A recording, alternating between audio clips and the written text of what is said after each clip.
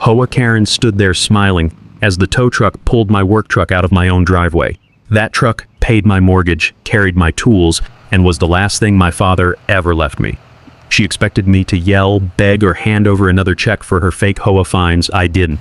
Because my doorbell camera had already recorded the one sentence that would cost her the seat she thought she owned on the HOA board. The tow truck showed up at 8:17 on a Tuesday morning.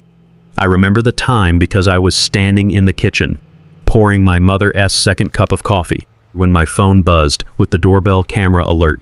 Motion detected at front driveway. At first, I thought it was one of my customers. I run a small vac repair business out of my house. Nothing big. No employees, no warehouse. Just me, a blue Ford F2, a toolbox that weighs more than most furniture, and a phone that never stops ringing once the summer heat settles in. People around here don't care what kind of logo is on your shirt when their air conditioner quits. They care that you show up, tell the truth, and fix what you said you would fix. Then I opened the camera feed, and I saw Karen.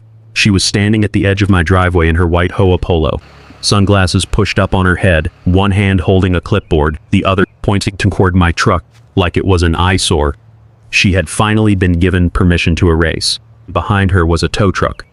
The driver was backing toward my driveway slowly, orange lights flashing, chains hanging from the boom, while my work truck sat exactly where it had sat for years.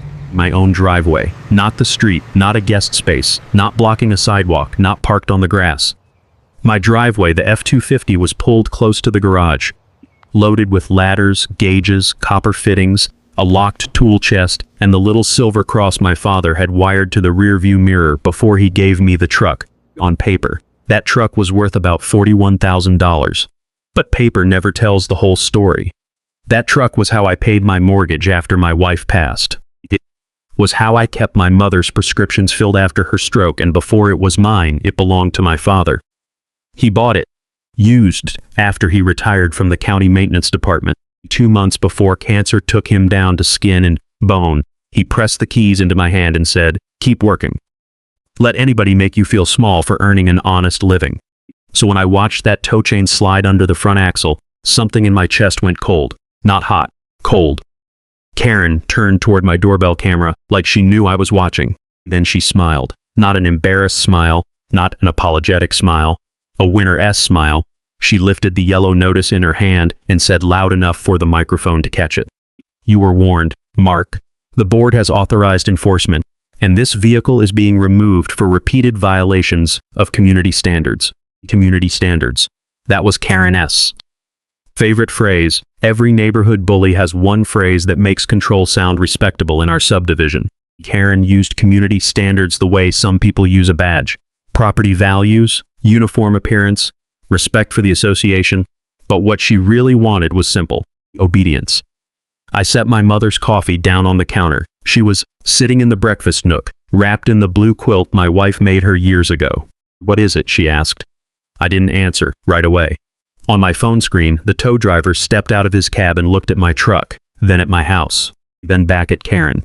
"Mom," he said, "this is in the driveway. You have written authorization for private property removal?" Karen tapped the clipboard with one red fingernail. "Test been approved through the association." "That's not what I asked," the driver said. "I need authorization that covers removal from a resident's driveway." For the first time, Karen's smile thinned. "I am the HOA president," she said. "This vehicle is in violation. The owner has unpaid fines and ignored multiple notices." That was the first lie. Then the tow driver asked the question that mattered. "Do the covenants allow towing from the owner's private driveway?" Karen leaned closer to him, lowering her voice. "But not low enough. I don't care what his bylaws say. I want it gone today." I heard it through the phone speaker. My mother heard it too. She looked at me and whispered, "Did she just say that?"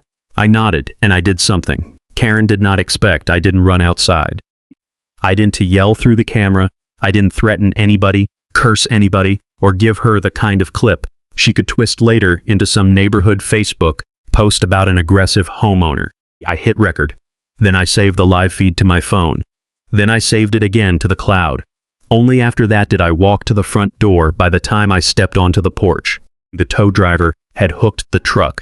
But he had not pulled it out yet. The front tires were lifted only a few inches off the concrete. The chains were tight enough to scrape metal against metal, and that sound made my jaw lock. Karen stood near the rose bushes my wife had planted, holding her clipboard against her chest like it was a court order. "Good morning, Mark," she said. "This is what happens when homeowners refuse to comply." I looked past her, straight at my truck. "You towing my work truck from my driveway," I said. Karen smiled wider. "The association has given you multiple opportunities." "No," I said. "You have." Her jaw tightened. The tow driver looked between us. "Sir," he said, "I was told this was an authorized HOA removal for a commercial vehicle violation." Commercial vehicle, my business name, was on the side door. My registration was current, my insurance was current, my license plate was valid. The truck was clean, operable, and parked on my own property. It had never blocked a street, never leaked oil, and never sat abandoned for a single day. But I did not argue with the driver. I asked, "Who signed the authorization?" He looked at Karen. "Karen, cut and fast. That is association business." "It became my business when you hooked my truck," I said. She lifted the yellow notice. "You can retrieve the vehicle after you pay the outstanding balance." "What? Outstanding?" $2,850, she said. "Fines, administrative fees, enforcement costs, and towing charges." She said it like she was reading from a menu. But by then I had the emails. I had the envelopes. I had the screenshots. I had the management company's reply saying there had been no formal board vote. I had the meeting minutes showing my truck had never been discussed. And most importantly, I had the bylaws sitting on my dining room table, with one paragraph highlighted in yellow. The paragraph Karen never bothered to read. Real homeowner rights cases are not built in one dramatic moment. They're built in folders, dates, screenshots, certified letters, meeting minutes, quiet little receipts nobody cares about. Until a bully lies one time too many. And Karen had just lied on camera. The tow driver lowered his voice. "Look, sir, I just go where dispatch sends me. I understand." I said. "You are being recorded, so is she?" His face changed. Karen's face changed faster. She looked at the little black doorbell camera mounted beside my doorframe. For half a second, she stopped smiling. Then she recovered. "Recording does not change HOA authority," she said. "No," I said, "but it does preserve what you said." She stepped closer to me. "You had 48 hours to correct the violation. That notice was 18 days ago," I said, "and the notice was defective." The board disagreed. The board never voted. A neighbor across the street had come outside by then. Mr. Alvarez, retired Marine, 80 if he was a day, stood at the end of his driveway with his arms folded. 2 houses down, Mrs. Kramer watched from behind her screen door. That was how neighborhood drama traveled in our subdivision. Nobody wanted to be involved, but everybody knew when the air changed. Karen noticed them watching, so she performed. "Mark," she said, louder now, "this community has rules. Everyone agreed to them when they bought here.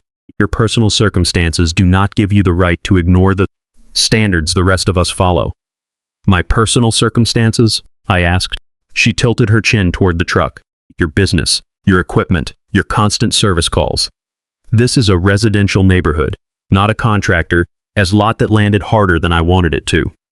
Inside my house, my mother was sitting 10 feet from the window, listening to a woman in an HOA polo talk about my livelihood like it was junk. I looked at my truck. I looked at the tow chain. I looked at the camera, and I made myself stay calm. Bullies count on silence, but they also count on rage. Rage gives them something to quote. Rage lets them say, "See? This is why enforcement was necessary." So I gave her nothing. I asked the tow driver, "Where are you taking it?" He glanced at his paperwork. "North Ridge, impound," Karen answered over him. "You can settle the balance with the association treasurer before release." That was another mistake. The HOA treasurer had emailed me 2 days earlier saying he had no record of these fines being properly approved. I looked back at Karen. "Are you personally authorizing this tow?" Her lips pressed together. "You are not going to intimidate me with legal technicalities. I am asking a simple question. I am acting on behalf of the association. Say that clearly." Her eyes flicked to the camera. She knew, for the first time that morning, Karen understood. This was not going to be another quiet shakedown. This time, the homeowner had receipts, but HOA board abuse has a way of making small people feel untouchable.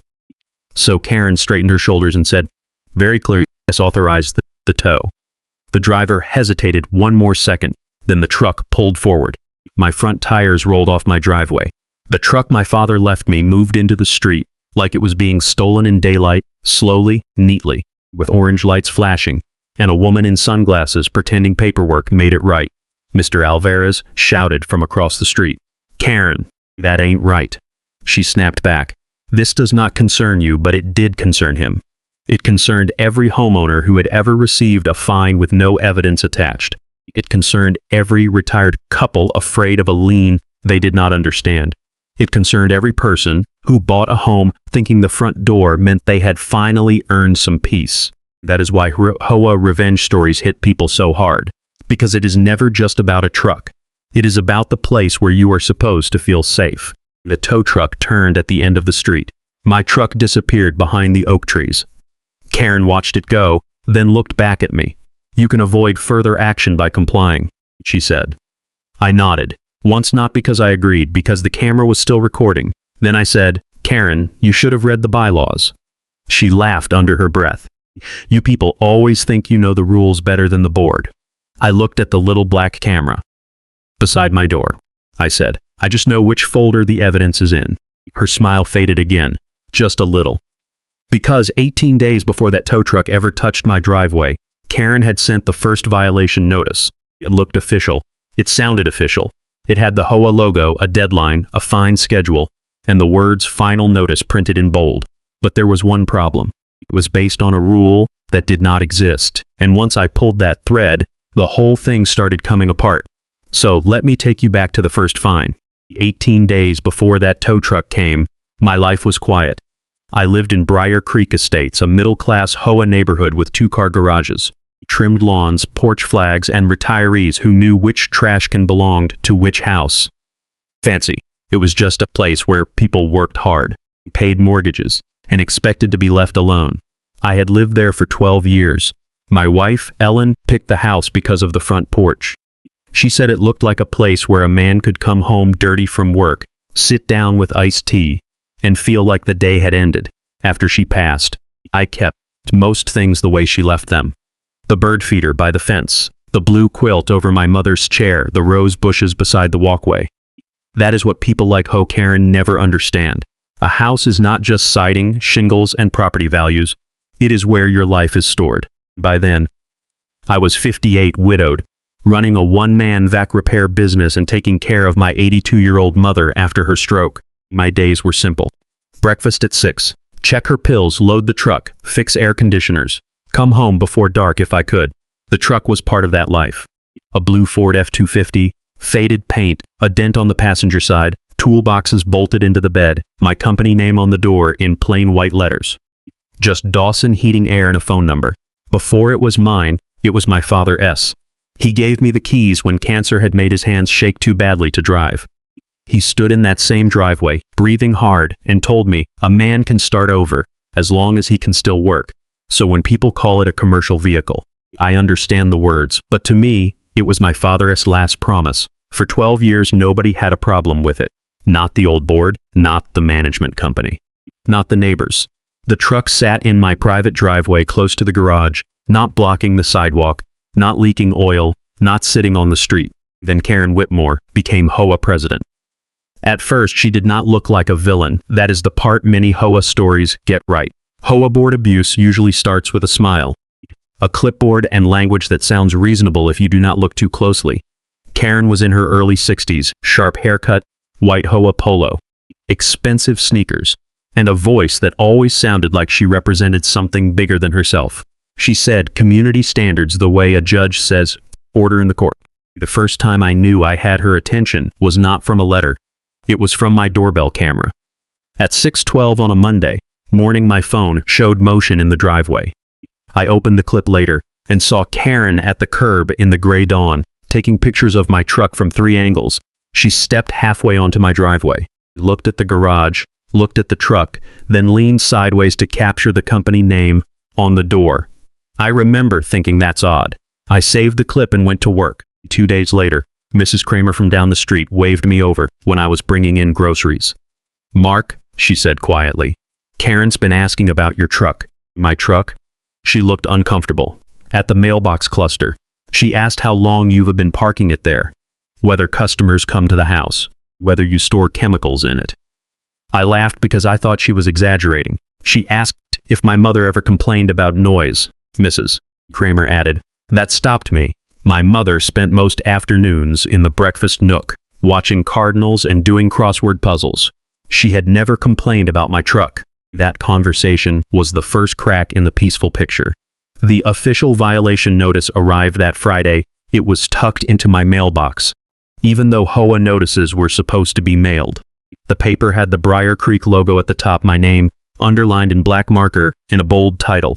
Notice of exterior vehicle violation. Karen claimed my truck was an unauthorized commercial vehicle, a negative visual impact, and inconsistent with community standards and neighborhood property values. At the bottom was a $250 fine. Then came the line that made my stomach tighten. Failure to correct within 48 hours may result in daily fines. Administrative fees, towing, and further board action. I read it at the kitchen table while my mother ate soup across from me. Is it bad? She asked.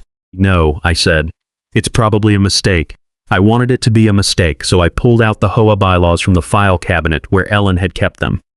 Article 7, Section 4 said vehicles used for business purposes were permitted in private driveways if properly registered, operable, and not blocking sidewalks, fire lanes, or common areas. My truck was registered, operable, in my driveway, not blocking anything. This was not a property dispute.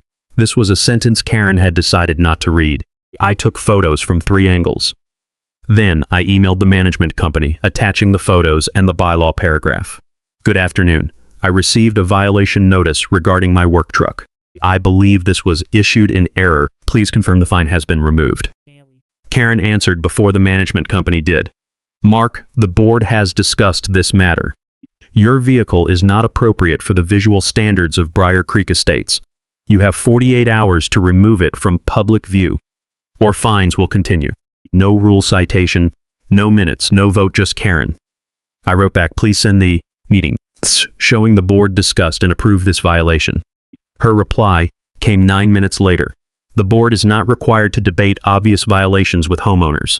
Your personal hardship does not override community standards. I sat there, staring at that line, personal hardship. She had turned my wife's death, my mother's stroke, my work, and my father's truck into an inconvenience to her landscape vision. That was the moment the story became emotional for me. Not loud, not dramatic, just a quiet kind of insult that sits under your ribs. The next morning, Karen came to my door. My doorbell camera caught her before I reached the hallway. She stood on my porch with a folder against her chest, chin raised, eyes moving over my house like she was grading it. I opened the door halfway because my mother was asleep in the recliner behind me. Karen smiled. I wanted to make sure there was no confusion. There is confusion, I said. The bylaws allow my truck in the driveway. This neighborhood has standards. Mark. Then show me the rule. Her smile froze.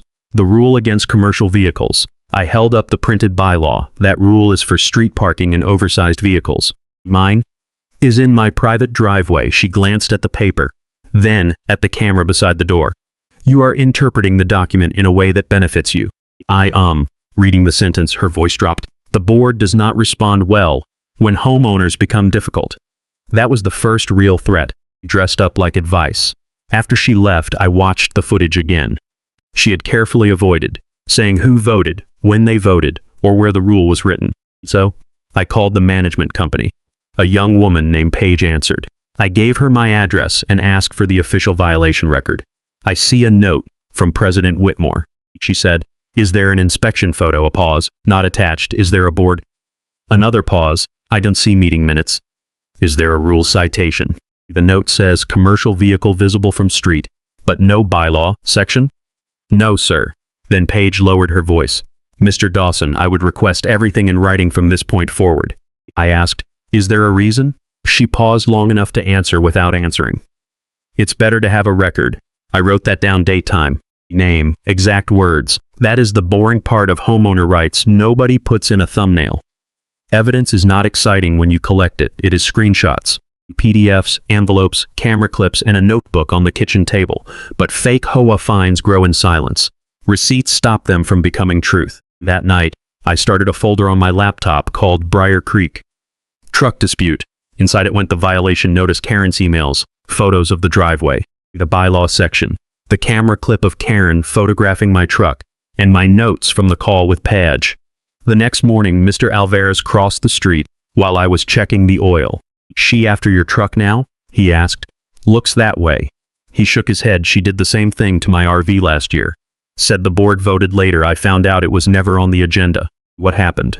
"I paid," he said. "Cheaper than fighting." That sentence bothered me all day. Cheaper than fighting. That is how these homeowners association drama stories become real damage. People pay because they are tired. They pay because they are scared of lions. They pay because they do not want neighbor conflict. Karen knew that.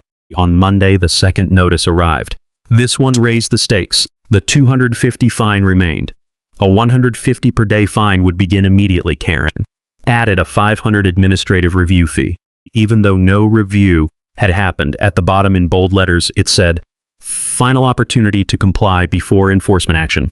I emailed the full board, the treasurer, and the management company. "Please provide the bylaw citation, inspection record, board vote, and meeting minutes authorizing fines related to my truck. Until those documents are produced, I dispute the violation and all associated charges," the treasurer replied.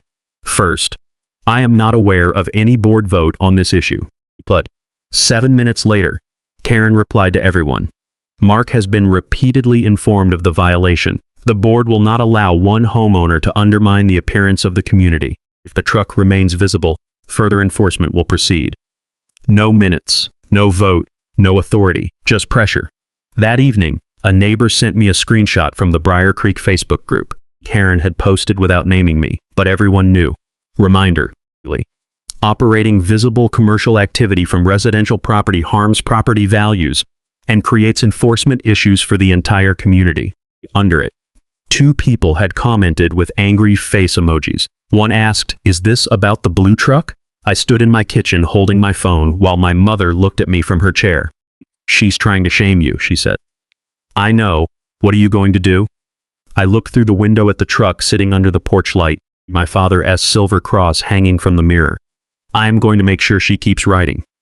My mother frowned. "Why?" "Because every time she writes, she proves more." 2 days later, Karen came back with a new notice and a sharper voice. She stood under my porch light, looked straight into my camera, and said, "If you refuse to remove that truck within 48 hours, I will handle the removal personally." For a second, the whole house went quiet. My mother heard it from the hallway. I heard the threat. The camera recorded the promise. And that was the moment I understood something cold and simple. HOAKaren was not trying to enforce a rule. She was preparing to create one after the fact. I saved the clip in the folder. Then I backed it up twice. Because the next phase of this HOARevenge was not going to be about a warning notice anymore. It was going to be about what Karen was willing to do when paperwork, bylaws, and the truth stood in her way. The next morning, Karen's threat was still sitting in my phone like a loaded weapon. "If you refuse to remove that truck within 48 hours, I will handle the removal personally." I played the clip twice before breakfast. I needed to make sure the audio was clear. The porch light was on. Her face was visible. Her voice was clear enough that nobody could later call it a misunderstanding. I exported the clip, labeled it, and added it to the folder. Karen porch, threat 7:14 p.m. removal. Personally, that became my routine. While Karen was building pressure, I was building a record. The next envelope came by certified mail. This one looked serious. Thick paper, HO letterhead, red stamp, delinquent account notice. According to Karen, I now owed $1,350. The original $250 fine. 3 days of 150 daily fines, a $500 administrative review fee, a $150 courtesy inspection charge, and a $100 document preparation fee. Document preparation. For a document she had prepared to punish me for asking to see documents. I stood at the kitchen counter, reading it while my mother watched from her chair. "How much now?" she asked. $13.50. Her hand went to her chest. "Mark, that's medicine money." She was right. That month her blood thinner had gone up again. The mortgage was due Friday. My truck insurance had just renewed. Karen was not just sending paper. She was reaching into the part of my life where every dollar already had a job. That is how fake HO fines work. They do not have to be legal. At first, they only have to look frightening. I scanned the notice, saved the envelope. and wrote down the tracking number. Then I emailed the board. I dispute this balance in full. Please provide the board. Vote meeting minutes.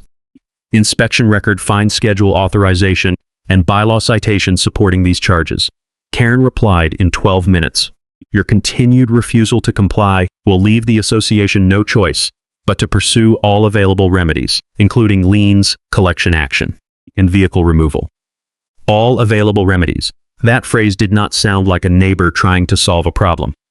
It sounded like someone trying to sound powerful. By lunchtime, the neighborhood drama moved to Facebook.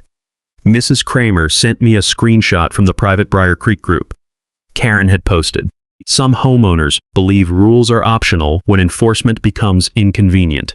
Commercial activity, visible work equipment, and refusal to comply affect all of our property values." She still did not use my name. She did not have to. There were only 2 blue work trucks in the neighborhood, and the other one belonged to a plumber who sat on the board. A man named Steve commented, "Is this about Mark S. truck? He has had that thing forever." Karen responded, "We do not discuss individual violations publicly, but every homeowner is expected to respect the same standards." That was the trick. She shamed me publicly while pretending to protect privacy. I took screenshots before she could delete anything. That evening, Mr. Alvarez came over with a folder of his own. I was going to get involved, he said, standing on my porch, but she did the same thing to me with my RV. He handed me 2 old notices, same wording, same board discussed language, same thread of daily fines. "Did you ever get minutes?" I asked. "No, I asked once." She told me I was creating hostility. "How much did you pay?" $875. He looked embarrassed, like paying a bully was a personal failure. I told him, "You did what you thought you had to do." He nodded toward my truck. "Don't let her make you think you alone." That sentence mattered. HOA board abuse survives when each homeowner thinks they are the only target. Karen had made people feel isolated, one notice at a time. An RV here, a garden bench there, a fence stain, a porch flag, a work truck, different complaints. Same pattern. I asked Mr. Alvarez if he would write a statement. He said, "I'll do better. I'll come to the meeting the next day." I requested the official meeting minutes from the management company for the previous 6 months. I asked for agendas, votes, enforcement logs, and any record involving my truck. Page replied late that afternoon, "Mr. Dawson, attached are the approved meeting minutes currently available. I do not see your vehicle listed as an agenda item in the provided records." I read that sentence 3 times. I printed it. I highlighted it. No agenda item, no vote, no authority. Karen had told me and half the neighborhood that the board voted. But the board's own records did not support her. That should have ended it. But bullies do not stop when they are wrong. They stop when being wrong becomes expensive. 2 mornings later, a police cruiser rolled slowly in front of my house. I was loading gauges into the truck when the officer stepped out. "Are you Mark Dawson?" "Yes, sir. We received a complaint about a commercial vehicle blocking public access and creating a hazardous condition." I looked at my truck. It was in the driveway, 6 feet from the sidewalk. The officer looked too, wearing the tired expression of a man pulled into a neighbor conflict. "Mind if I take a look?" "Not at all." I showed him the driveway, sidewalk, registration, and bylaw paragraph. He read it and sighed. "I am not here to enforce WOA rules," he said. "I am here because someone reported a public safety issue. From what I can see, there is T1." Before I could answer, Karen appeared on the sidewalk, like she had been waiting behind a curtain. "I made the report," she said as HOA president. The officer turned to her. Mom, the vehicle is not blocking public access." Karen's face tightened. "It is a continuing violation of our homeowners association rules that may be civil," he said, "but it's not a police matter. He's running a business from the property." I said, "Customers don't come here, take calls here, and drive to them." Karen pointed at the truck. "That equipment is dangerous. There are chemicals." I opened the toolbox and showed sealed gauges, hand tools, fittings, and locked refrigerant tanks properly capped. The officer nodded. "I see a hazard." Karen's voice rose. "So the police are just going to ignore HOA violations now?" The officer's jaw shifted. "Ma'am, do not call 911 for this again unless there is an actual emergency." I asked for an incident number. Karen looked at me sharply. The officer gave it to me. That police incident report became another piece of evidence, not because Karen got in trouble that day. She did not. But because the report showed exactly what she was doing. turning a fake HOA dispute into official pressure. That night, Karen sent another email. Mark S. Hostile refusal to comply required law enforcement presence today. The board will consider further action to protect the community. Hostile. I had spoken calmly. Required law enforcement, she had called them. Protect the community from a truck in a driveway. I saved the email, then wrote one line in my timeline. Karen reframes failed police complaint as evidence against me. By the end of the week, the alleged balance had grown to $2,850. Karen added a special enforcement assessment and a pre-lien preparation fee. The treasurer emailed me privately and said I did not approve these amounts. I asked if he would say that in writing to the full board. He did not answer for 6 hours. Then he wrote, "Yes." That was when I realized Karen's control was starting to crack. People were still afraid of her, but they were getting tired of carrying her lies. On Saturday morning, she tried a different tactic. She came by with 2 board members, Linda and Paul. Linda kept rubbing her thumb over the edge of the folder she carried. Paul stood half a step behind Karen, the way people stand when they want witnesses to know they are present, but not responsible. Karen held a new notice. "We are here for a courtesy compliance visit," she said. I looked at the camera, then back at her. "No one is coming into my garage." Karen smiled, like I had confirmed something. "Why would you mention the garage unless you had something to hide?" Paul looked down at the porch. I said, "Because my tools are in there and you don't have inspection authority inside my home." "This is not just your home," Karen said. "This is an HOA-governed property." That sentence chilled me more than the fines, because that is where HOAKaren crossed from annoying into dangerous. She did not see my house as mine. She saw it as territory under her control. Linda whispered, "Karen, we should go." But Karen was not done performing. "You have until Tuesday morning," she said. "After that, enforcement will proceed without further warning." I asked, "What enforcement?" She leaned closer. "You'll find out." The clip was perfect. Clear face, clear voice, 2 witnesses. Doorbell camera evidence from start to finish. I saved it under Karen fine. No authority stated. Then I called a local attorney. Not to file anything yet, just to ask what I was looking at. I emailed him the bylaws. Notices, minutes, Page S response, police incident number, Karen's emails, Facebook screenshots, Mr. Alvarez's statement, and the camera clips. He called me back the next afternoon. "Mark," he said, "based on what you sent, I don't see authority for these fines. I definitely don't see authority for towing from a private driveway without valid board action and proper notice." I closed my eyes. I had known it, but hearing a lawyer say, it made my hands shake. Then he added, "Do not provoke her. Do not threaten her. Keep everything in writing if she escalates. Let her create the evidence." That became my plan. I could have stopped her after the first fake fine. Maybe I could have called her out in the Facebook group or shown everyone the emails. But if I stopped her too soon, Karen would deny everything. She would say I misunderstood. She would say the board had not finalized the record. She would say she never intended to remove anything, so I let her keep going. Not because I was weak, because I wanted the truth to be complete. On Monday night at 9:38 p.m., Karen sent the email that changed the whole case. She meant to send it only to the management company and the board, but I was still copied from the previous thread. If he refuses to comply by morning, I'll move forward with removal. We can document the board's approval afterward, so the file is complete. There it was. She did not say we have approval. She said they could document approval afterward. I sat at the kitchen table, staring at that sentence, while the house hummed quietly around me. My mother was asleep. The truck was outside under the porch light. My father's cross hung from the mirror. I forwarded the email to my attorney. Then I saved it in 3 places before bed. I checked the doorbell camera battery, cleared storage, and aimed the driveway camera a few inches wider. Then I stood at the front window, looking at the truck under the porch light. My father's silver cross hung from the mirror, barely moving in the dark. Inside, my mother was asleep, with the television still whispering in the next room. I remember thinking, maybe Karen would come to her senses. Maybe even she would not cross that line. But by then I had learned something about HOAKaren. Fake authority does not back down when truth appears. It doubles down, and the next morning, she brought a tow truck. The tow truck arrived at 8:17 the next morning. I know the exact time because my doorbell camera stamped it across the top of the video later. That small white number would matter more than every HOA notice Karen had printed. I was in the kitchen pouring my mother's coffee when my phone buzzed. Motion detected at front driveway. I opened the feed and saw Karen standing at the curb in her white HOA polo, clipboard pressed to her chest, smiling like she had already won. Behind her, a tow truck was backing toward my driveway. My blue work truck sat exactly where it had always sat, in my own driveway, close to the garage, not on the street, not blocking the sidewalk, not touching common property. The tow driver stepped out and looked at Karen. "Are you sure this is authorized?" he asked. Karen tapped her clipboard.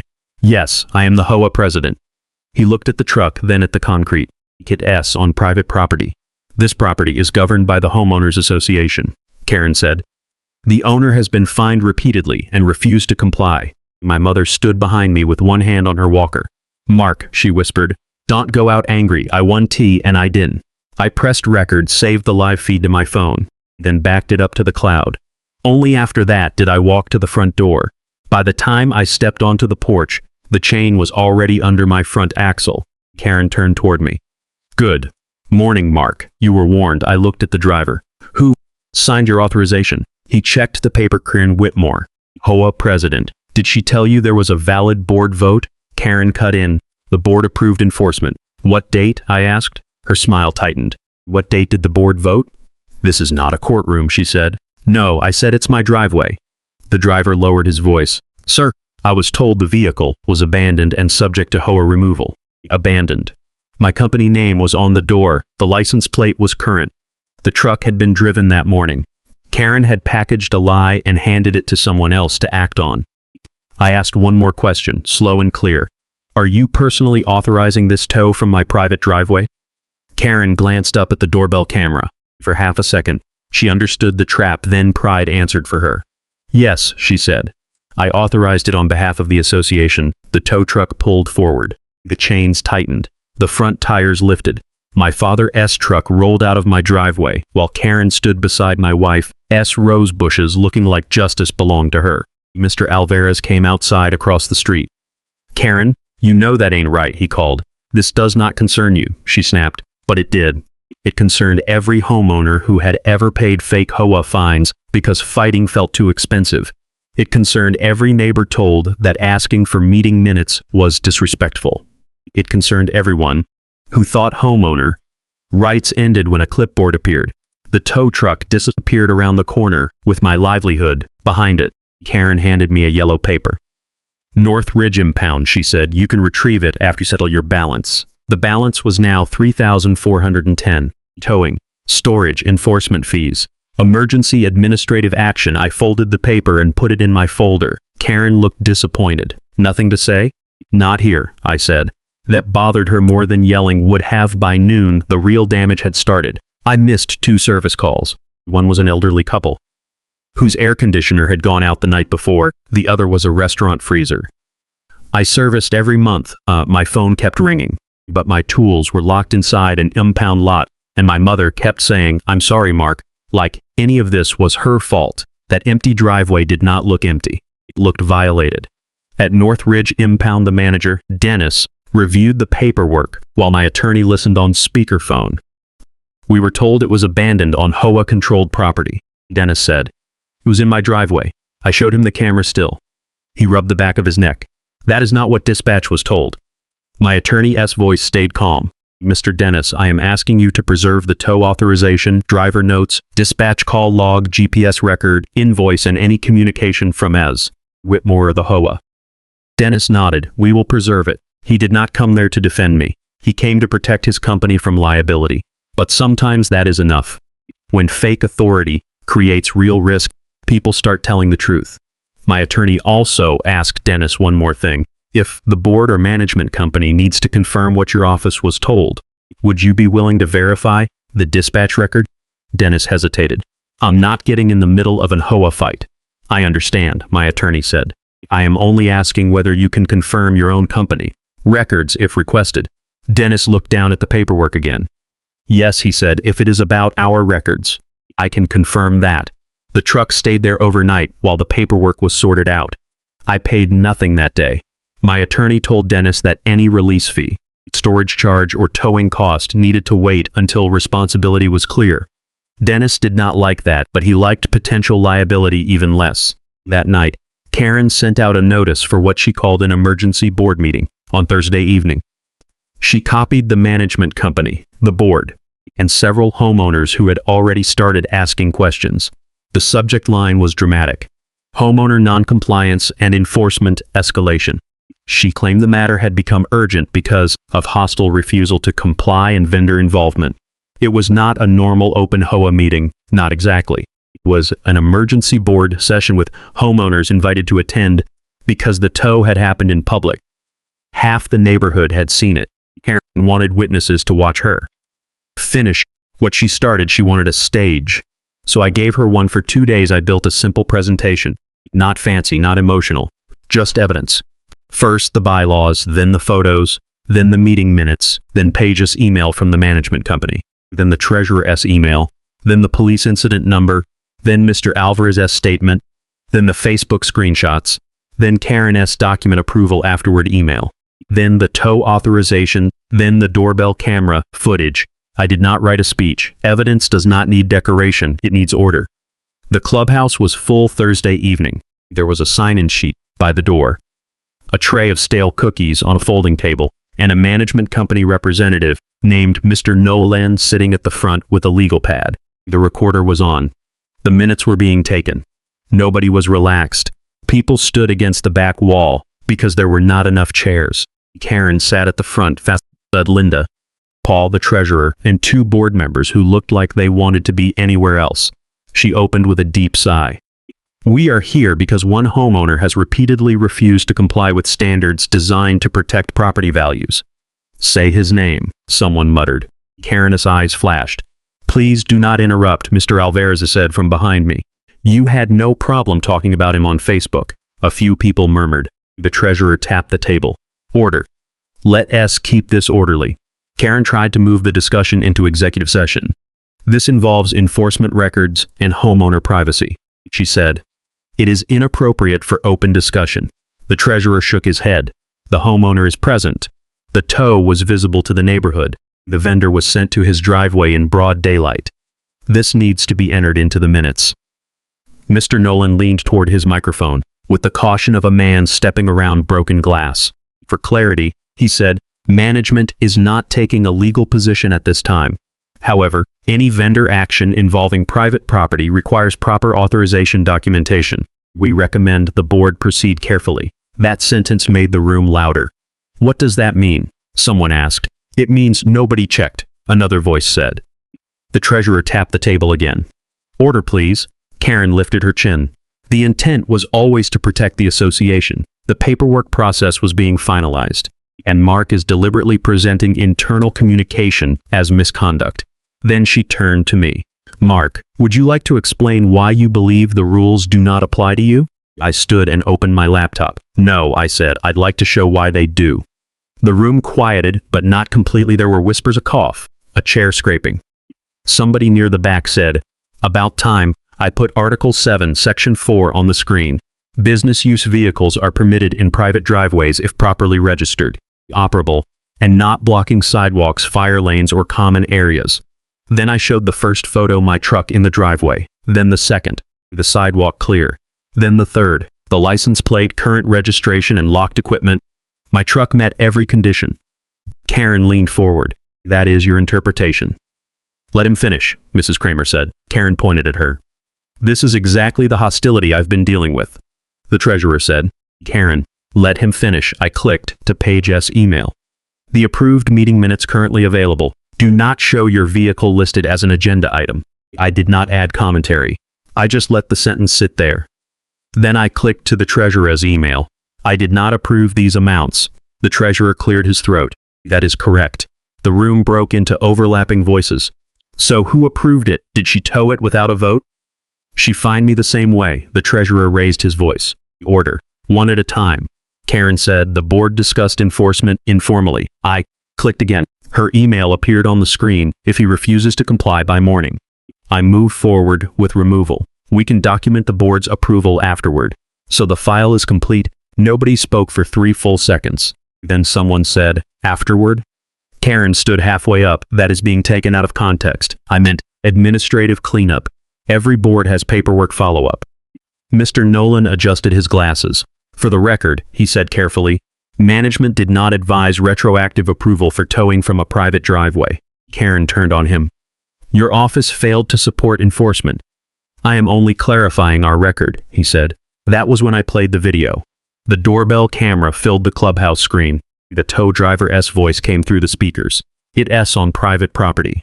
Then Karen's voice. This property is governed by the homeowners association. Then my voice. Are you personally authorizing this tow from my private driveway? Then Karen, clear as daylight. Yes, I authorized it on behalf of the association. The clip ended. I did not speak.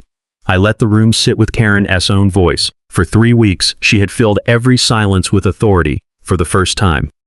Nobody needed her explanation. Linda covered her mouth. Paul stared at the table. Someone in the back whispered, that was his driveway, Karen said.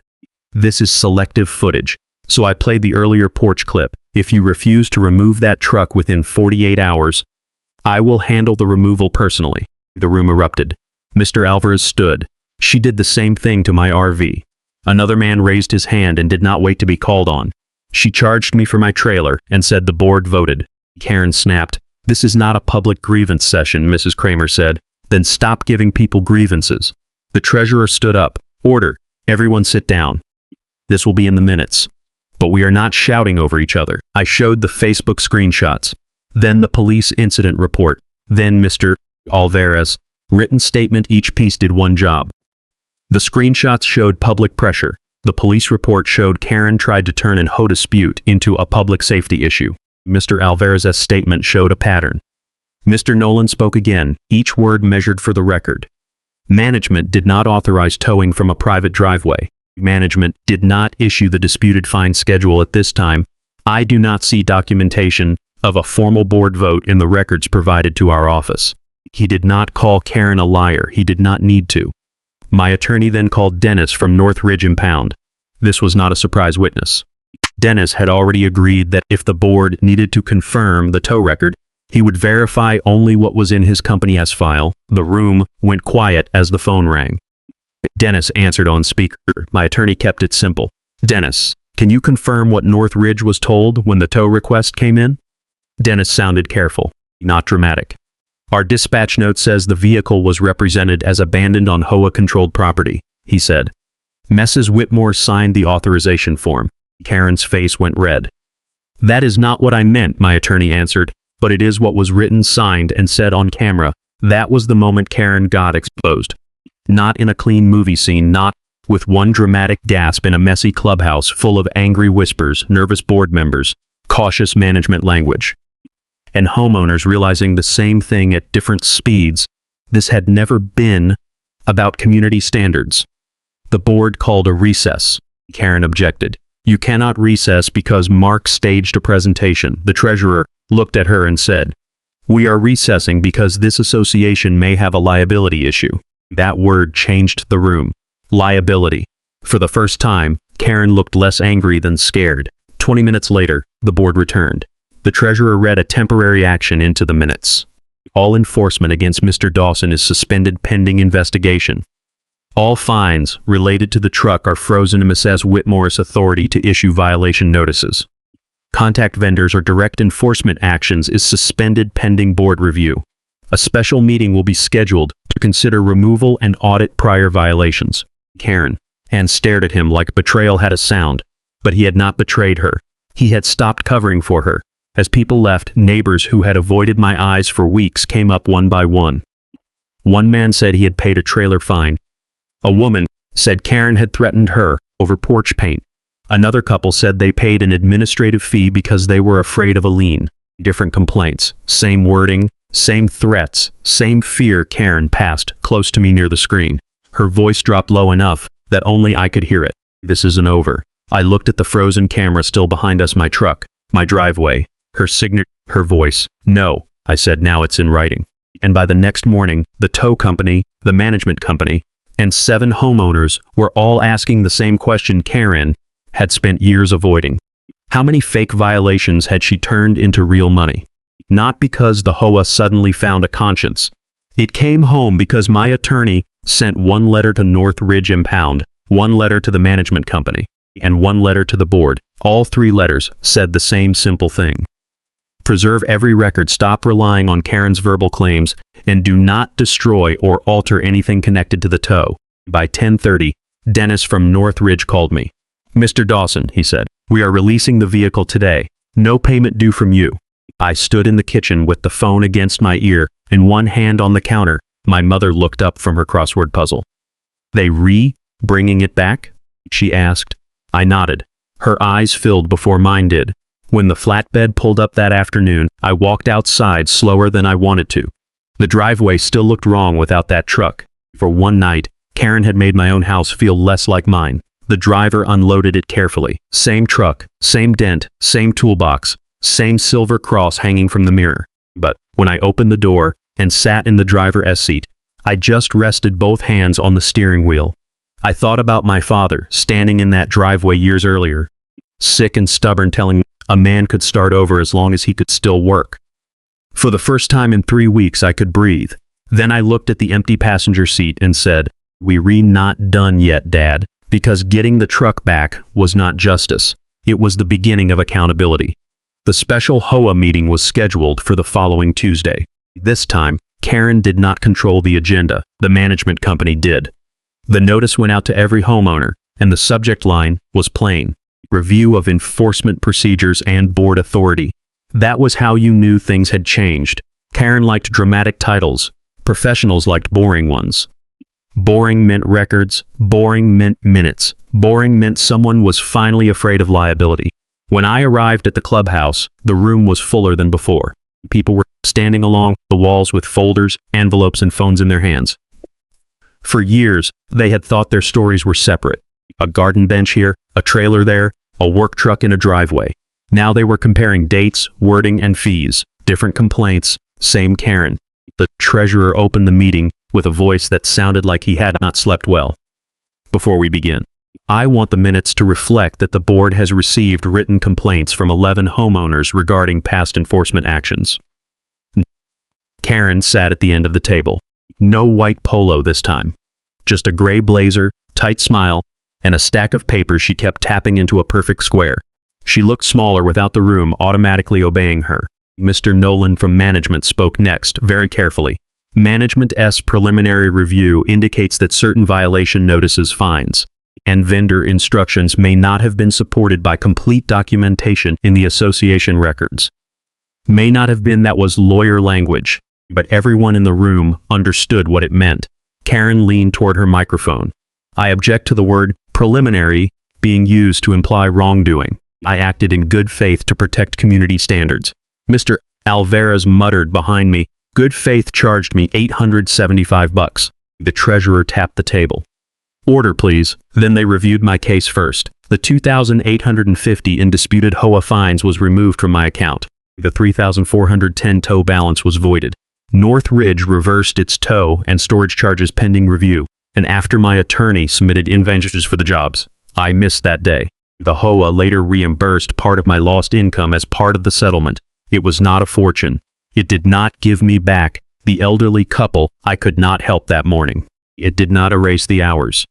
My truck sat behind a fence in an impound lot, but it mattered not because of the money, because the record now said I had not done anything wrong. The board also issued a written apology. It was not emotional. It was not beautiful. It sounded like a committee wrote it because a lawyer was standing nearby. Still, I kept a copy. Sometimes dignity arrives in plain language. Then came the motion. The treasurer read it slowly. Motion to remove Karen Whitmore from the role of HOA president. Suspend all enforcement authority assigned to her. Revoke vendor contact privileges and require turnover of all association records, passwords, templates, and correspondence in her possession pending completion of the audit. The room went still. Karen stood. "This is a coordinated retaliation campaign," she said. "Mark has encouraged hostility against me because I enforced rules he did not like." I almost answered, but I did not need to. Mrs. Kramer stood instead. He asked me questions about his mother before you ever sent him a notice." Steve from 2 streets over raised a folder. "You fined me for a trailer that was parked behind my fence." Mr. Alvarez held up his old notice. "You told me The board voted on my RV. There was no vote. Karen pointed at them. These are emotional accusations. Mr. Nolan cleared his throat. For the record, management has not located board approvals, corresponding to several enforcement actions currently under review. There it was again. Careful language. Sharp meaning. The vote was 4-1. Karen did not lose because the board suddenly became brave. She lost because the paperwork left them nowhere to hide. The gavel came down softly, but the sound changed the neighborhood. Karen was removed as HOA president. She kept her homeowner status, of course. This was not a movie where the villain disappears into smoke. She still lived 3 streets over. She still picked up her mail. She still drove through the front entrance. But she no longer had access to the violation system. She could not contact vendors. She could not send notices. She could not walk around with a clipboard pretending her opinion was law. For someone like Karen, that was a public fall. The audit took 6 weeks. During that time, homeowners brought in everything: certified letters, old envelopes, screenshots, payment receipts, photos. One man had a recording of Karen telling him the board does not need to vote on obvious violations. Another had emails about a porch flag. A retired teacher had paid a $300 curb appeal fee that did not exist anywhere in the bylaws in the end. 7 homeowners received refunds. Mr. Alvarez got his $875 back. He came over the day the check arrived and stood in my driveway, holding it like he did not quite trust it was real. "I know it's just money," he said. "No," I told him as proof. He nodded, then looked at my truck. "Your dad would have liked this." That one got me. The HOA adopted new enforcement rules after that. Every violation had to include a bylaw citation, photo evidence, date of inspection, board review record, and appeal instructions. No daily fines could begin until a written hearing notice went out. No vendor could be contacted by one board member alone. No towing, removal, or contractor action could happen without documented board approval and legal review. Homeowner rights became more than something people mentioned when they were angry. They became procedure. As for Karen, she resigned from the board 2 weeks before the audit report was finalized. Her resignation email said she was stepping away because the environment had become toxic and ungrateful. Nobody replied publicly. That silence was its own verdict. I later heard the HOAS insurance carrier had issued a reservation of rights, which is a polite way of saying they were not promising to cover every foolish thing Karen had done. My attorney handled the demand letter, the final settlement for my tow costs, part of my lost income, attorney fees, and damage. Inspection was not dramatic enough for television, but it was enough. More importantly, it was written. Karen did not come to my door again. She did not wave when she drove by. Once I saw her at the grocery store. She turned her cart around so fast she nearly hit a display of canned peaches. I did not chase her. I did not need petty revenge. I already had HOARevenge the clean way, with documents, witnesses, doorbell camera evidence, and minutes she could not rewrite. A month after everything ended, I washed the truck in the driveway. My mother sat on the porch with a glass of sweet tea, watching me rinse soap off the hood. "You look lighter," she said. "I feel tired," I told her. That too. I laughed for the first time in weeks. When I finished, I opened the truck door and straightened the silver cross on the mirror. It had swung through the whole mess. The tow, the impound lot, the meeting, the return home, still there. That is what I remember most, not Karen S.'s face when the vote passed, not the refunds, not even the apology letter. I remember sitting in my own driveway, in my father's truck, while my mother watched from the porch, and the house felt like ours again. That is why these HOA stories matter, because fake authority does not just take money. It takes peace. It makes honest people second-guess their own rights. It makes a driveway feel like disputed territory, and a home feel like something you have to defend. But fake authority collapses when real evidence appears. Karen built her power on fear, confusion, and people staying quiet. She counted on homeowners paying instead of asking.